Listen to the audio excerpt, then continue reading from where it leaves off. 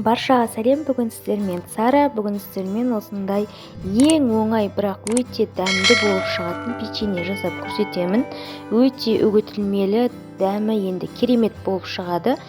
Ең оңай рецепт, бір жасағаннан шығады. Қорықпай жасай берсеңіздер болады.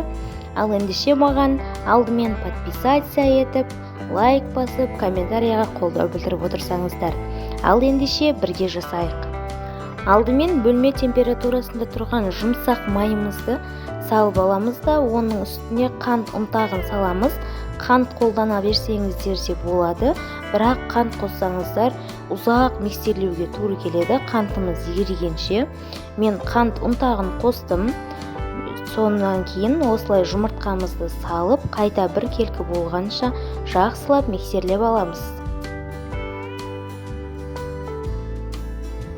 Миксеріміздің жылдамдылығы маңызды емес. Кез келген жылдамдықта осылайынан жақсылап миксерлеп аламыз. Бастысы жұмыртқамыз, сары майымыз, қант ұнтағымыз бір-бірімен араласып, бір келкі масса болуы керек.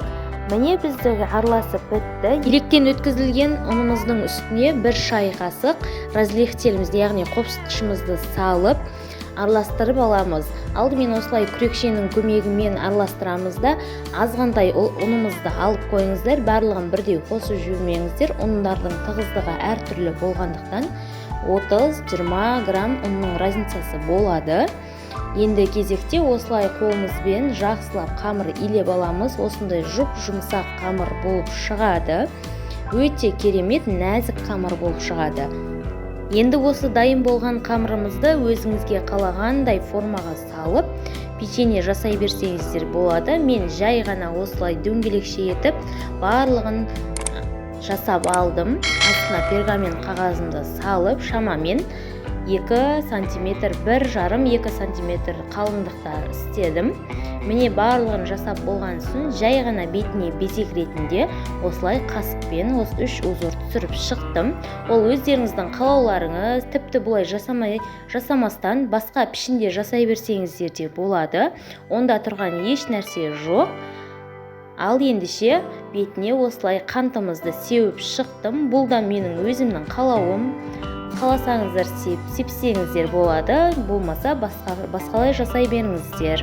Енді кезекте алдын ала қызып тұрған пеште 200 градуста 20-25 минут пісіріп аламыз.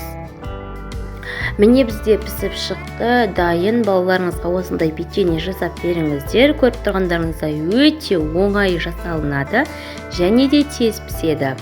Ал ендеше достар, менің каналыма қосылып, подписацияны басып, қоңыраушаны қосып, өз пікірлеріңізді комментария бөліміне жазып отырсаңыздар, сіздердің басқан лайктарыңыз бен қолдауларыңыз мен үшін өте маңызды. Ал ендеше бізге ас болсын. Сіздермен келесі рецептте кездескенше.